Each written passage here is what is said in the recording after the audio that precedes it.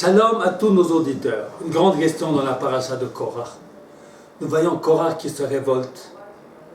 Moshe Rabbeinu, Moshe notre maître, se met dans une terrible colère. Implore Dieu de punir Korach.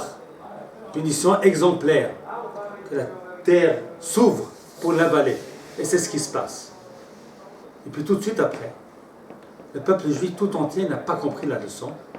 Se révolte contre Moshe Rabbeinu et disent: vous avez tué le peuple de Dieu. Et pas une panique, une épidémie s'abat sur le peuple juif. Et Moshe Rabbeinu, cette fois-ci, a une attitude tout à fait différente. Au lieu de s'énerver contre ce peuple qui ne comprend pas les leçons, il envoie Aaron avec la Ktoret, les encens, pour se mettre en danger en se dressant entre les vivants et les morts, là où l'épidémie passe, pour, avec le Ktoret, arrêter l'épidémie. Pourquoi, lorsque, au début de notre paracha, Moshe se met en colère, et lorsque les gens deviennent encore plus méchants, ne prennent pas la leçon, ils prennent la défense du peuple? La raison est très simple. Korach, au début, était un individu. Moshe Rabbeinu s'est mis en colère contre lui, pas parce qu'il ne l'aimait pas ou qu'il le détestait, mais pour protéger les enfants d'Israël de l'épidémie morale qui menaçait le peuple.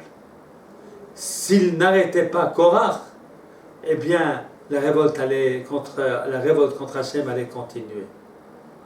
Mais lorsque ceci a échoué, et que malgré le fait que Korach ait été englouti, le peuple continue de se révolter contre Hachem, alors tout le peuple, c'est le peuple d'Israël qui faute, à ce moment-là, on doit avoir pitié du peuple d'Israël.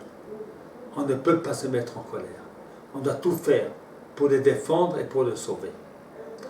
Et c'est ainsi que cette paracha nous enseigne que lorsque le peuple juif, dans son ensemble, n'est pas un peuple qui respecte la Torah et les mitzvot, eh bien, on doit considérer les uns et les autres comme des enfants d'Akadosh Baruch Hu qu'il faut aimer et rapprocher par tous les moyens.